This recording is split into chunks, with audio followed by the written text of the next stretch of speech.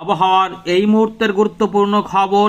আমাদের বাংলাতে গভীর নিম্নচাপের ফলে যে মেঘ তৈরি হয়েছিল সেটা কিছুটা প্রবেশ করেছিল, যেটা এখন বেশ কিছুটা কমে গেছে, যেটা সমুদ্রের দিকে বেশ কিছুটা নেমে গেছে আমাদের উত্তর বঙ্গোপসাগরে দেখা যাচ্ছে।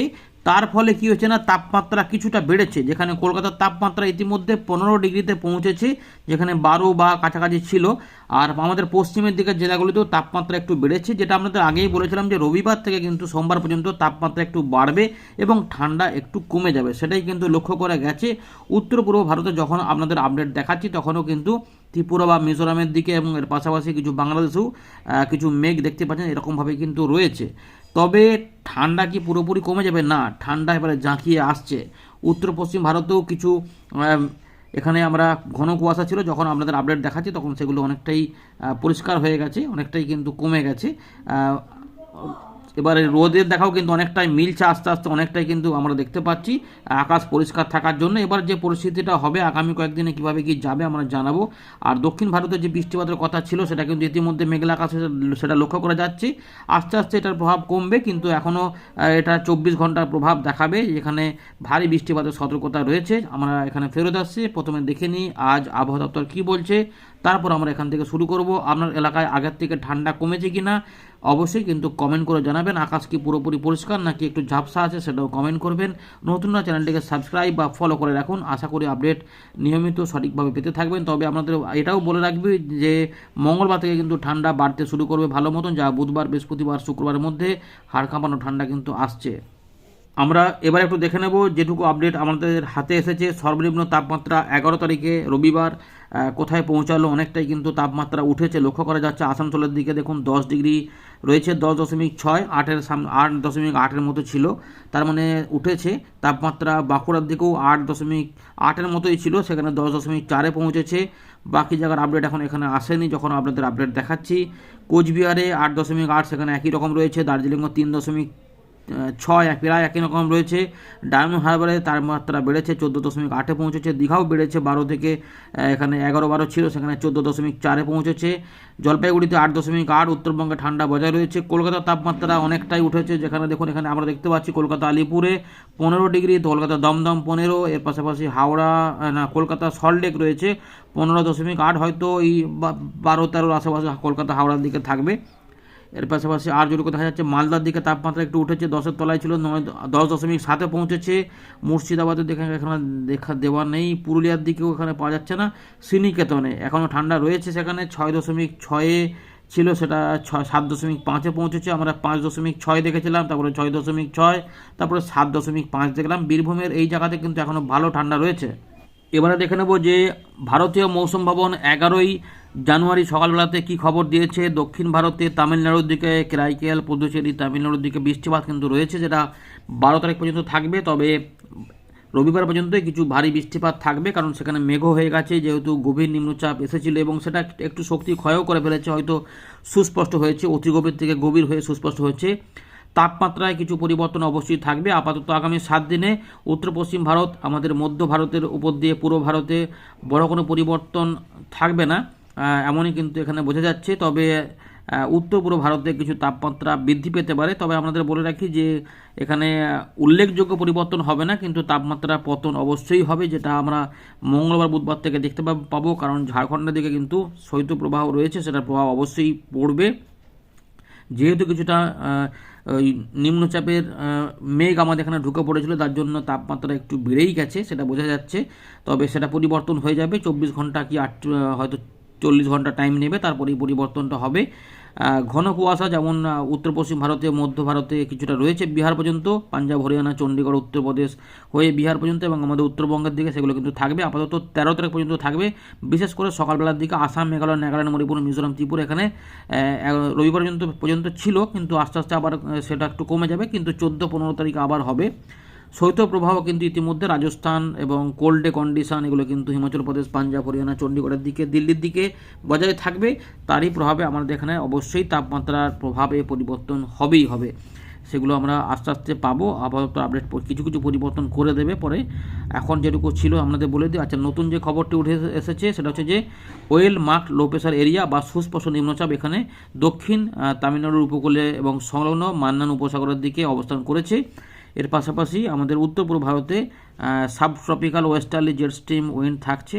এর পাশাপাশি নতুন পশ্চিমী ঝঞ্ঝার এখানে লক্ষ্য করা যাচ্ছে বলছে, এমনই কিন্তু দেখা যাচ্ছে। সুতরাং আর একটা ব্যাপার হচ্ছে উত্তর পূর্ব আসামের কাছে ঘূর্ণাবর্ত কাজ করছে।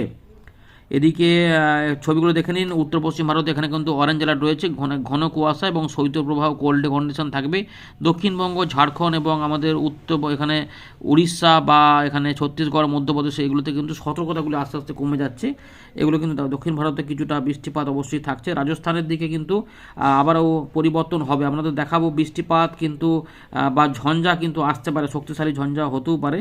আমরা উইন্ডে দেখা বাকি বিষয়গুলোকে দেখাবো। 13 তারিখের দিকেও এখানে এগুলো কিন্তু কুয়াশা থাকবে। চলুন আমরা বাকিটা উইন্ডে থেকে আলোচনা করে দিচ্ছি। আমরা ফেরত চলে এলাম উইন্ডির লাইভ স্ক্রিনে। গোটা চিত্রটা একবার দেখে দিই, উপগ্রহ চিত্রের মাধ্যমে দেখে নিন। দক্ষিণ ভারতের দিকে কিন্তু এখানে বৃষ্টিপাতের মেঘ রয়েছে, সেখানে বৃষ্টিপাত চালু রয়েছে। আর যে মেঘগুলি উড়ে উড়ে যাচ্ছিল, যেগুলো এই দিক দিয়ে যাচ্ছিল, সেটা কিন্তু ইতিমধ্যে কমে নিচের দিকে নেমে এসেছে। শুধুমাত্র ত্রিপুরা, মিজোরামের দিকে এবং চট্টগ্রামের দিকে রয়েছে, বাকি কিন্তু আকাশ পরিষ্কার হয়ে গেছে। এবারে উত্তর পশ্চিম ভারতের দিকে আস্তে আস্তে আবার পশ্চিমী ঝঞ্ঝার প্রভাব আসবে। এগুলোতে মেঘ আসছে, কিন্তু এগুলোতে কুয়াশা সকালের দিকে থাকার পরে দুপুরবেলা আগে থেকে কিন্তু মোটামুটি দেখা যাচ্ছে যে কুয়াশা অনেকটা কমে গেছে। এগুলো আগে কিন্তু আমরা দেখতাম অনেকটা সময় ধরে থাকতো। চলুন এবারে আমরা দেখে নিই আগামী কয়েকদিনে কীরকম কী হবে। প্রথম কথা হচ্ছে যে আমরা দেখে নেব নতুন ঝঞ্ঝার পরিস্থিতি খবর আছে কি নেই সেটা দেখে নেব। তার জন্য আমরা দেখুন এখানে আমরা বৃষ্টিপাত মোডে চলে যাচ্ছি। আমরা মোটামুটি 19 তারিখ 20 তারিখের পর থেকে দেখবো। এই যে 20 তারিখের দিক থেকে আমরা দেখতে পাচ্ছি নতুন ঝঞ্ঝা ব্যাপক।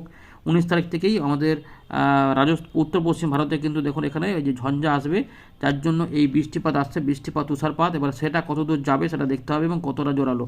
দেখে তো মনে হচ্ছে ভারী বৃষ্টিপাতও হবে। এই দেখুন উত্তর পশ্চিম ভারতের দিকে কিন্তু বৃষ্টিপাত আসছে এবং সেটা বাড়ছে অনেকটা। এবং কাশ্মীরের দিকে কিন্তু প্রচুর পরিমাণে তুষারপাত হবে, একদম বৃষ্টিপাত। এবং এখানে কিন্তু শিলা বৃষ্টিপাতও হতে পারে, বুঝতে পেরেছেন তো। এখানে কিন্তু যা রয়েছে, এবং এটা বিহারের দিকেও কিছু বৃষ্টিপাত দেখুন এখানে কিন্তু আনতে পারে। এই রকম রয়েছে। আমাদের বাংলাতে আসবে কিনা দেখে নিচ্ছি। আপাতত 22 তারিখ 23 তারিখের দিকে আমরা দেখতে পাচ্ছি এই পরিস্থিতি। 24 তারিখের দিকে কি অবস্থা, 25 তারিখের দিকে বৃষ্টিপাত আসতে চলেছে উত্তরবঙ্গে, বিহার হয়ে উত্তরবঙ্গে বৃষ্টিপাত। সুতরাং উত্তরবঙ্গের চাষি ভাইরা একটু মাথায় রাখবেন। বাংলাদেশের উত্তর রংপুর বিভাগের চাষি ভাইরা, কোচবিহার, আলিপুরদুয়ার, আমাদের দিনাজপুর এবং বিহার, এই জায়গাগুলোতে কিন্তু বৃষ্টিপাত আসছে। মানে চতুর্থ সপ্তাহে বৃষ্টিপাত আসছে, মাঝারি ভারী বৃষ্টিপাত আসতে পারে। মাঝারি ভারী মানে হালকা মাঝারি এবং মাঝারি ভারী, ভারী বলছি না, হালকা মাঝারি, মাঝারি ভারী এরকম টাইপের বৃষ্টিপাত আসবে। এটার জন্য কী হবে না, তাপমাত্রা উঠবে। তাই সরস্বতী পূজার দিনে কিন্তু তাপমাত্রায় পরিবর্তন হবে। সরস্বতী পূজার দিনে সর্বনিম্ন তাপমাত্রা যেটা হবে আমাদের বলে রাখি, মোটামুটি ধরে রাখুন যে ওই এখানে কতটা হবে, 17 থেকে 19, মানে না ঠান্ডা না গরম, বুঝতে পেরেছেন। কিন্তু তার আগে এই 19 তারিখ পর্যন্ত তাপমাত্রা কিন্তু কম থাকবে। যেখানে আমরা দেখব যে দেখুন এই যে পরিষ্কার দেখা যাচ্ছে কলকাতার দিকে 14 ডিগ্রি হবে, এবং এখানে কিন্তু 8, 9, 9, 10-এর মধ্যে ঘোরাফেরা করবে। কিন্তু এখানে যেটা মেন হবে যে বৃহস্পতিবার, এই যে বৃহস্পতিবার কিন্তু মাঘ মাসে 7, 8, এই যে পুরুলিয়ার দিকে দেখুন 7 ডিগ্রি রয়েছে, বুঝতে পারেন, 7, 8, 9 ডিগ্রি করে তাপমাত্রা থাকবে। সুতরাং হাড় কাঁপানি ঠান্ডা কিন্তু বুধবার থেকেই পাওয়া যাবে, যেটা বৃহস্পতিবারের মধ্যে একটু চরম আকার ধারণ করবে, যেখানে 7, 8, 9 এবং দু এক জায়গায় 10 থাকবে মূলত। বিশেষ করে বীরভূম, মুর্শিদাবাদ, নদিয়া, পূর্ব পশ্চিম বর্ধমান, পুরুলিয়া, বাঁকুড়া এবং ঝাড়গ্রাম সহ পশ্চিম মেদিনীপুরের বেশ কিছু অংশে, বুঝতে পেরেছেন। 8, 9 এই যে পশ্চিম মেদিনীপুরও 9 ডিগ্রি তাপমাত্রা। এবারে কিছুটা 10 ডিগ্রির মধ্যে থাকবে, 10, 11-র মধ্যে আমাদের পূর্ব মেদিনীপুর এবং পশ্চিম মেদিনীপুরের দক্ষিণ ভাগ সহ হাওড়া, হুগলি, কলকাতা, উত্তর দক্ষিণ 24 পরগনা এই জায়গাগুলোতে। হুগলিরও বেশ কিছু অংশে 9, 10 মধ্যে ঘোরাফেরা করবে, কিন্তু এই কলকাতা সংলগ্ন এলাকাগুলোতে আবার 11 থেকে 12 ডিগ্রি নেমে পড়বে। কিন্তু দেখুন যেমন উলবেড়িয়ার দিকে দেখা যাচ্ছে 10 ডিগ্রি, কোলাঘাটে 11 ডিগ্রি, আমতা 10 ডিগ্রি, বজবজে 11 ডিগ্রি, ঘাটালের দিকে 9 ডিগ্রি, চন্দ্রকোনা, কেশপুর, শালবনী সব 9 ডিগ্রিতে চলে আসবে আরামবাগের দিকে, বুঝতে পারছেন। সুতরাং মেমারি, এদের বর্ধমান, খণ্ডঘোষ, মন্তেশ্বর এদিকে কিন্তু দেখা যাচ্ছে যে 9 ডিগ্রি, মুড়াগাছা, পাটুলি, দেবগ্রাম এদিকে চলে আসবে, Nowda, Hariharpara 9 degree, Baharampur, Domkal 9 degree, 10 degree, Murshidabad, Baharampur, Gokarna সব 9 ডিগ্রির মধ্যে থাকবে, মল্লালপুর, সাঁইথিয়া, হিউড়ি 9 ডিগ্রি, আহমেদপুর, লাভপুর, দুবরাজপুর, নালা, জামতারা, মানে একদম ঝাড়খণ্ডের দিকে চলে গেলাম, নিরসা বোলপুর, এগুলো সবই কিন্তু 8-9 ডিগ্রি ছিল। পুরুলিয়ার দিকে কিন্তু হাড় কাঁপানি ঠান্ডা থাকবে, বুঝতে পেরেছেন। সুতরাং এরকমই থাকবে। আর এখন যেটা রয়েছে সোমবার পর্যন্ত মোটামুটি তাপমাত্রা একটুখানি বৃদ্ধি হয়ে থাকবে, যেখানে আমরা 11 থেকে 12-13-র মধ্যে ঘোরাফেরা করবে। কিন্তু মঙ্গলবার থেকে এই ঠান্ডা একটু করে কমবে। দেখুন এই যে 10 ডিগ্রি হয়ে গেল, বুধবারে সেই 10 ডিগ্রিটা কমে গিয়ে হয়তো প্রায় একই রকম যাবে। বুধবার পর্যন্ত মঙ্গল বুধে একই রকম থাকবে, কিন্তু বৃহস্পতিবার থেকে সেটা অনেকটাই কমে যাবে। এই রয়েছে আপাতত ব্যাপার। উত্তরবঙ্গে যেমন চলছে সেরকম চলবে, খুব বেশি পরিবর্তন নেই, ওই রকমই থাকবে। ধন্যবাদ।